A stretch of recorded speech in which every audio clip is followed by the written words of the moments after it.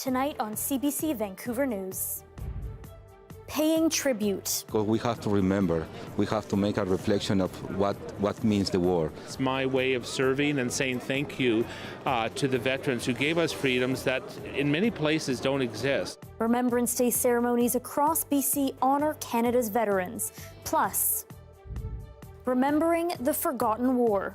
There was so many Canadian, the Korean War veterans are still with us, even though they are, over 90s and 95. Commemorating the Canadians who fought in Korea and expanding BC's Pacific Highway border. Pretty high-vis, project, I think, from both sides in regards to being able to safely, move people across the border. Why our busiest crossing with the U.S. is about to get an overhaul.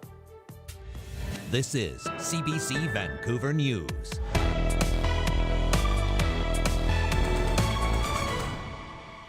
Hi, I'm Michelle Ghoussoub. Thanks for joining us. Thousands gathered at ceremonies across British Columbia to mark Remembrance Day. In Vancouver, the cenotaph watched over the ceremony for its 100th year. Benit Brach was there speaking to people about the tributes at Victory Square and those who made the ultimate sacrifice.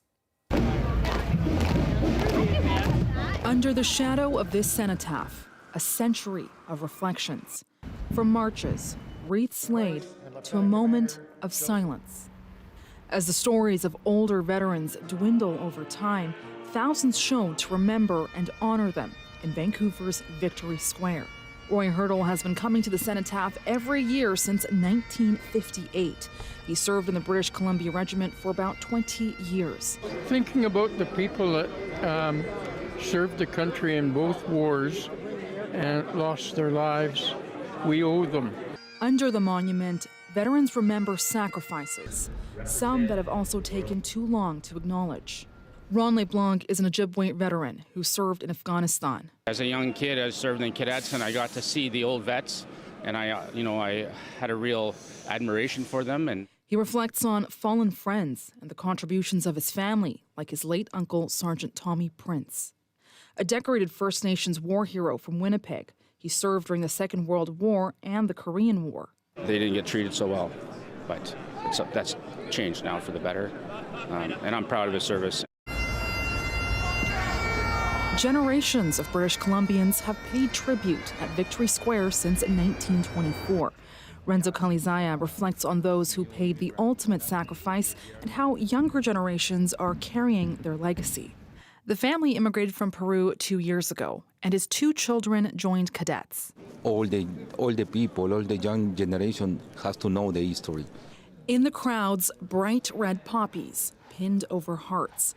Leslie Beniz has spent 8 years handing out poppies. That's my way of serving and saying thank you to the veterans who gave us freedoms that in many places don't exist.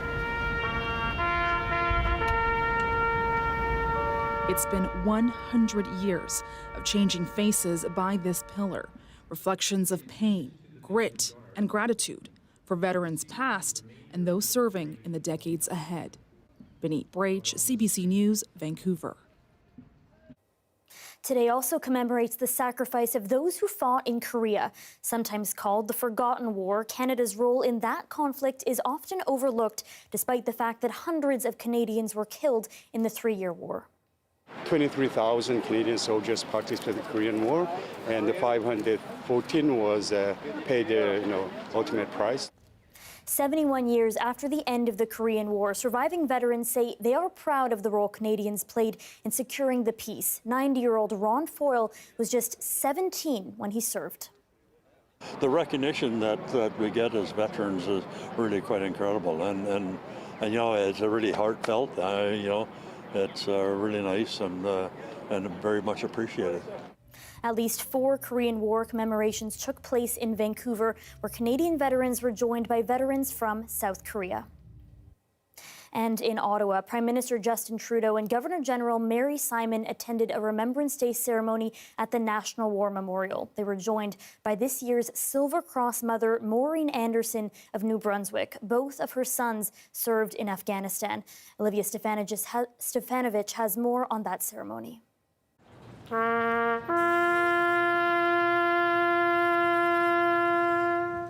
In a world increasingly threatened by conflict, a reminder of the price of freedom. Those who sacrifice their lives for our country.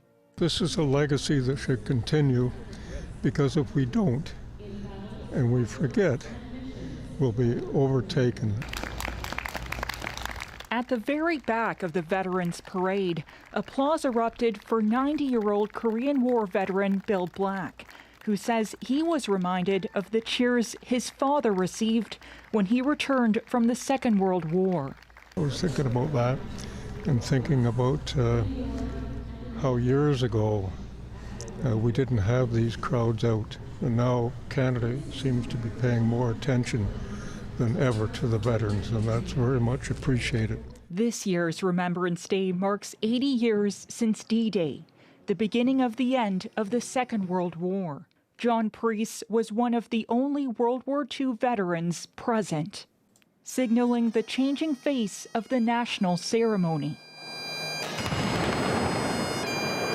It is very important, again, that Canadians be reminded of the service that they can offer Canada via the Canadian Armed Forces. This year's National Silver Cross mother, Maureen Anderson, lost both her sons to post-traumatic stress disorder after serving in Afghanistan. Agatha Dyer also lost her son in that mission, which ended a decade ago. She returned to Ottawa for the first time since she was appointed Silver Cross mother 20 years ago. It's very hard when you lose your loved one. It can be harder when you lost a child. In what's become a tradition, thousands of people surrounded the tomb of the unknown soldier after the ceremony to lay down their poppies, a small gesture heavy with symbolism and gratitude for all those who continue to lay down their lives. Olivia Stefanovic, CBC News, Ottawa. The Grey Cup touched down in Vancouver on Sunday ahead of the Canadian Football League's championship game between Toronto and Winnipeg on November 17th. The arrival of the trophy coincided with Remembrance Day commemorations in the city. The Grey Cup is more than a trophy. It is a symbol of our resilience, our pride, and our commitment to each other. As we mark the 111th Grey Cup and the 100th anniversary of the Royal Canadian Air Force, we celebrate the legacy of those who came before us, some of them paying the ultimate sacrifice. The Grey Cup was transported via flotilla to the Vancouver Convention Centre, marking the official kickoff of Grey Cup week. But while the BC Lions will host the game in Vancouver, the home team failed to make the final cut. A large fire at a North Vancouver apartment complex has injured 2 people and displaced residents. Fire crews were called to the building at 1959 Marine Drive around 1:30 p.m. They say they had to help people who were trapped in adjacent suites after the fire broke out on the 18th floor. 2 people were treated for smoke inhalation and minor burns. The exact number of units affected by the blaze is unclear, as well as how many residents have been displaced. The building also had a major blaze in December of 2022, but officials say there's no connection between the 2 fires. Experts are warning of long-term changes in how BC ports are run as the labor dispute continues to paralyze the supply chain. It's been a week now since unionized port supervisors were locked out by their employer. Particular concern with the technological change is not so much that we could do things faster, although perhaps we could, but the substitution of information technology enabling things to be done mechanically, automation, without the same utilization of labor.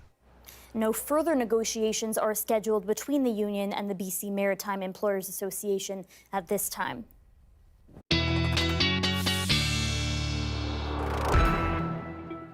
Darius Maravi joins us now with a first look at the weather. Darius, what's on your radar tonight? Good pun. Tonight we are looking at some unsettled conditions, but nothing too serious. Tomorrow morning also looking fairly calm on much of the coast. But then as we get into tomorrow evening, we see a pretty big system roll in. Now you can see here that system that rolled in last night brings some very heavy rain to many parts of the south coast. We're still seeing some snow in parts of the interior, especially as well as some of those higher elevations here on the coast, up in the central interior as well. No watches or warnings in place at this time, but that could change over the next couple days, especially as we get into tomorrow evening in that overnight period. But for now, that rain seeming fairly calm as it continues to move through the region. But Michelle, later in the show, we'll talk a little bit more about what's on the way. All right, thanks, Darius. Thank you. And travelers heading to the U.S. via the Pacific Highway through Surrey will soon have more lanes to cross that border. The U.S. government has announced expansion plans. And as Saurabh Sandhu reports, it aims to ease traffic on this side of the border. On Monday morning, long lines of vehicles waited to cross the Pacific Highway border into the U.S. Yeah, it's been about 35 minutes. It's a little bit long right now. We weren't expecting it. The 24-hour land border connects the Pacific Highway in Surrey with Highway 543 in Blaine, Washington, making it one of the most popular border crossings in the province. It's closer to us. We live in the valley. Usually it's a faster crossing, usually. But today it's quite crowded.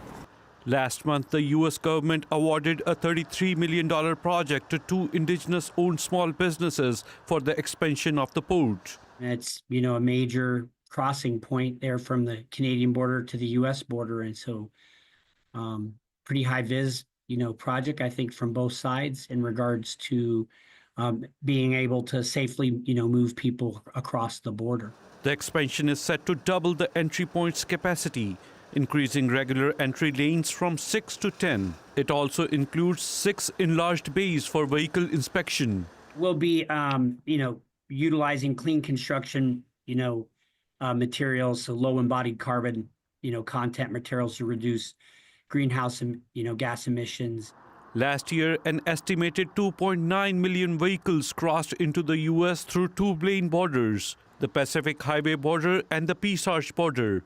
The U.S. government says the expansion will help ease the congestion and enhance the safety and security. Saurabh Sandhu, CBC News, Surrey. While Donald Trump is not yet in office, he has begun to assemble those who will serve in his government. After the break, more on who will be in charge of immigration policy, healthcare, and more.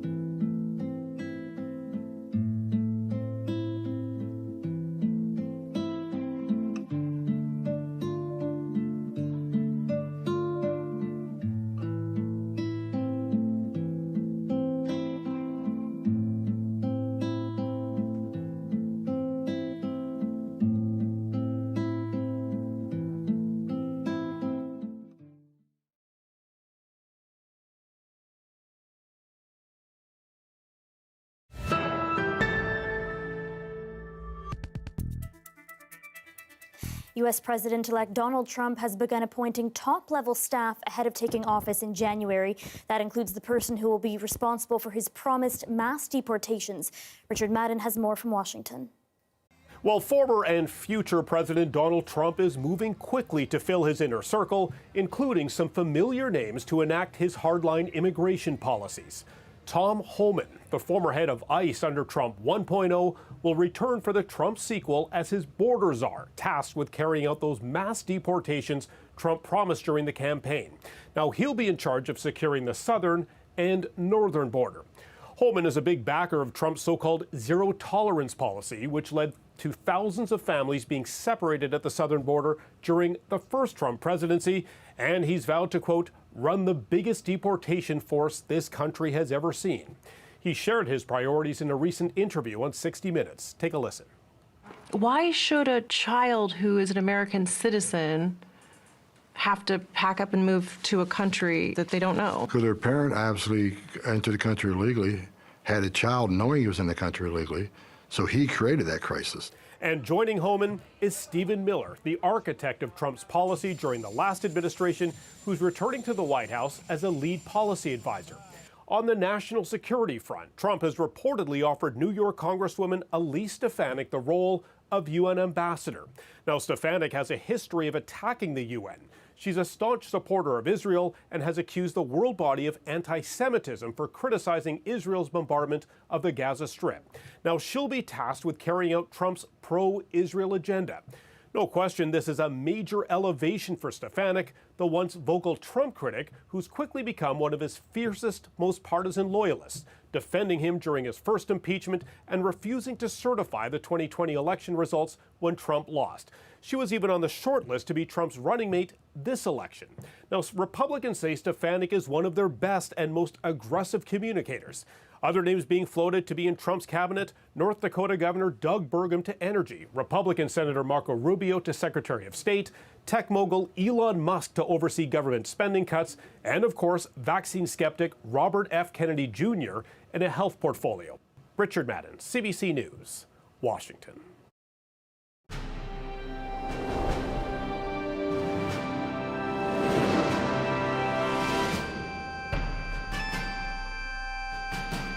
Back to our top story now, how this country is marking Remembrance Day. The way that teachers teach the First and Second World Wars is evolving as fewer students have a connection to living veterans. As Deanna Sumanak-Johnson shows us, real-life stories are helping piece together the past. We'll put this one on. These grade 10 students were born almost a century after the Great War. But thanks to their history teacher, they're doing things like trying on uniforms and digging up information on soldiers from their own neighborhood, some who even went to their school and left to fight, many never to return. So if we take the statistics and we whittle it down into here's some of the faces behind the numbers, then the students can find a personal connection to it. That connection has been harder to forge in recent years. Students aren't likely to have living relatives who fought in the two world wars. Many of them are from cultures not defined by these conflicts. It's where resources like Honoring Bravery can be helpful. The Military History Online database tells stories of Canadian war heroes of diverse backgrounds, something this Montreal teacher has found useful. There's a lot of stories, for example, of men and women who were not allowed to serve in the military. We're talking about people who were of Indigenous or Asian background, Black Canadians who had certain limitations but still fought to serve Canada. How kids are taught history makes all the difference to their engagement, says this professor of education. Kids of all ages are very capable of engaging in the study of the past by using the tools of the historian, by getting their hands on the raw materials of history. It certainly worked on these students in Katie Whitfield's class. If I were there about a century ago, I would probably enlist as a nurse. I would see very horrible things. It does break my heart how few have, it was so difficult for them to send letters. They weren't able to give constant updates. We heard earlier, as the generation brought up on smartphones and social media makes meaningful connections to idealistic young people a century ago. Deanna Sumanak-Johnson, CBC News, Toronto. Canadian troops with a NATO multinational battle group marked Remembrance Day this morning at their base in Latvia.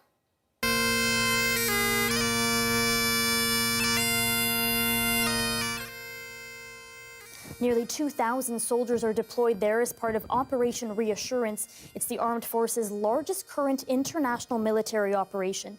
The Canadian-led battle group includes military personnel from about a dozen NATO countries. Wearing a poppy is an important part of Remembrance Day. After the break, we meet the woman who crochets poppies and donates the proceeds to her local legion. Stay with us.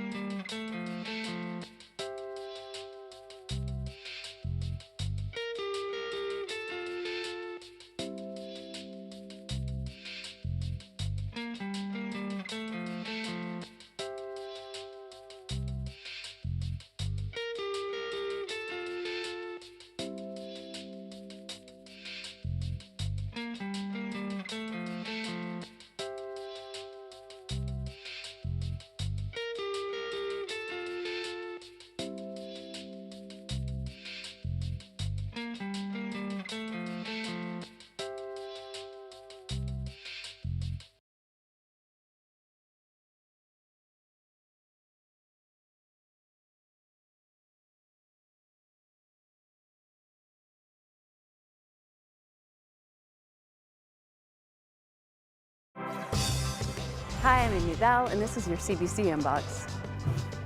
Save the date and join us on Friday, December 6th at CBC's Make the Season Kind in support of food banks in British Columbia. The annual charity drive is filled with special programming and festive activities. Looking forward to seeing you on December 6th. And never miss a special programming series, event, or contest. Subscribe to CBC Vancouver's e-newsletter and keep connected with us.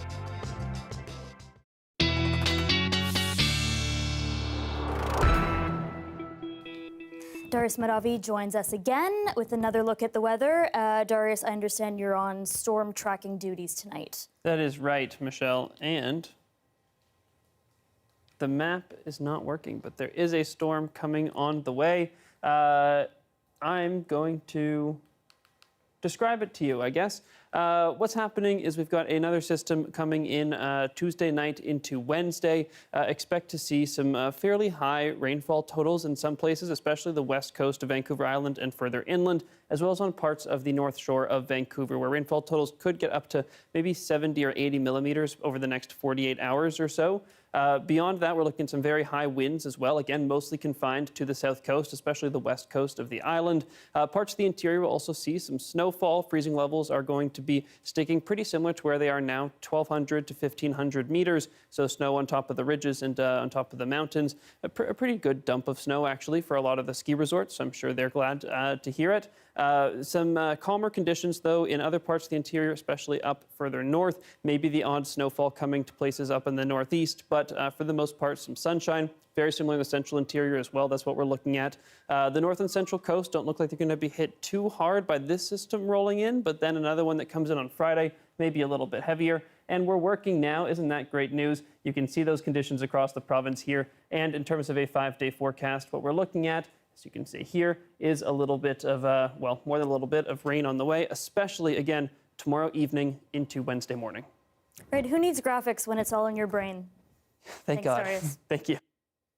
A Port Coquitlam woman has been keeping her hands busy this month, crocheting hundreds of poppies to raise money for her local legion. Take a look. It started in 2017. I started as a favor to a coworker. It started in New West, and the idea I had in mind was donating 100% of the proceeds to the Royal Canadian Legion. Since then, it's been in over 25 different businesses. You name it, it's been in florist shops, bakeries, breweries, and 100% of the proceeds go to the Royal Canadian Legion. So they're going to the Poppy campaign in Port Coquitlam.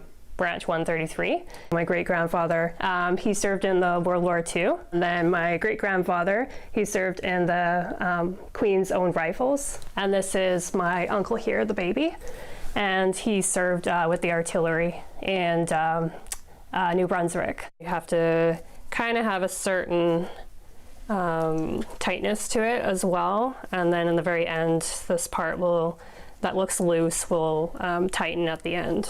It makes you pretty happy just you know, seeing that someone's donating and is really enjoying the poppy, because a lot of people see my poppy and they're like, oh, we have the same one, and they don't know I'm the person that, you know, makes them, but it just makes me excited that I talk to them about, you know, their experience with it, or if people just kind of want to chat in emails after Remembrance Day. It's just something small that I can do to pay tribute to my family and to those that serve our country and who have served, including their families. It's just something small that I can do to give back.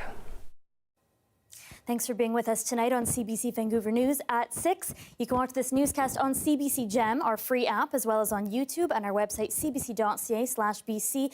We leave you now with the sights and sounds from today's Remembrance Day ceremony. Good night.